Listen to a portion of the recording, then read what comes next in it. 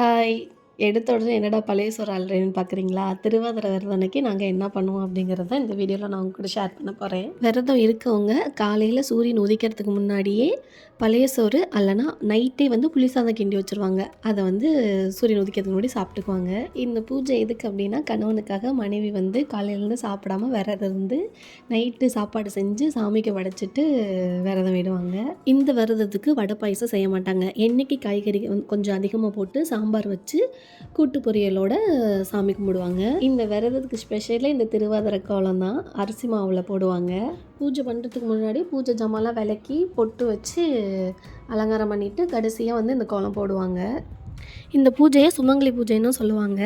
இது வந்து கொஞ்சம் சென்டிமெண்டலாக இருக்கும். ஹஸ்பண்ட் காலில் விழுந்து ஆசீர்வாதம் வாங்குவாங்க. அவங்க கையில் குங்குமம் வாங்கிப்பாங்க. மஞ்சள் கயிறு வச்சு சாமி கும்பிட்றத வந்து ஹஸ்பண்ட் வந்து கட்டி விடுவாங்க.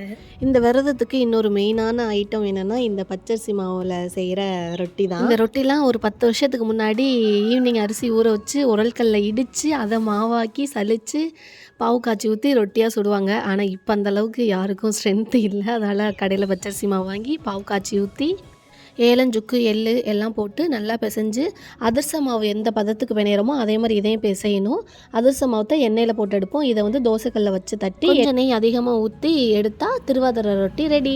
இன்னொரு ஐட்டமும் செய்வாங்க. ஆனால் இதை வந்து சாமிக்கு வச்சு படைக்க மாட்டாங்க. ரவை, மைதா, சர்க்கரை இது 3 வச்சு செய்கிறது. இது பேர் கச்சாயன்னு சொல்லுவாங்க. சிலர் வந்து அப்போன்னு சொல்லுவாங்க.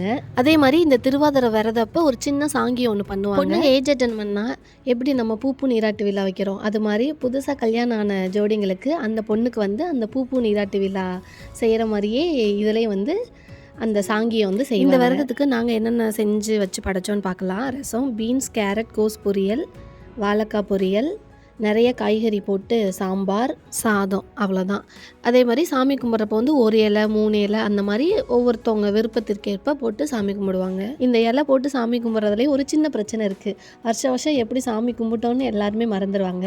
பக்கத்தில் இருக்கவங்க எல்லாம் டிஸ்கஸ் பண்ணி நான் 1 இலை போட்டேன், நீங்கள் 3 இலை போட்டிங்க இப்படிங்கிற மாதிரி டிஸ்கஷன் போகும். கடைசியாக இல்லை நான் 3 இலை தான் போட்டேன்னு அவங்கவுங்க வீட்டில் எத்தனை இலை போட்டு சாமி கும்பிட்டாங்களோ அந்த டெசிஷனுக்கு வந்து இலை போட்டு சாமி கும்பிடுவாங்க. இப்படி தான் நாங்கள் திருவாதிரை விரதம் விடுவோம். உங்கள் வீட்டில் இது மாதிரி பண்ணியிருந்தீங்கன்னா மறக்காமல் கமெண்ட் பண்ணுங்கள்.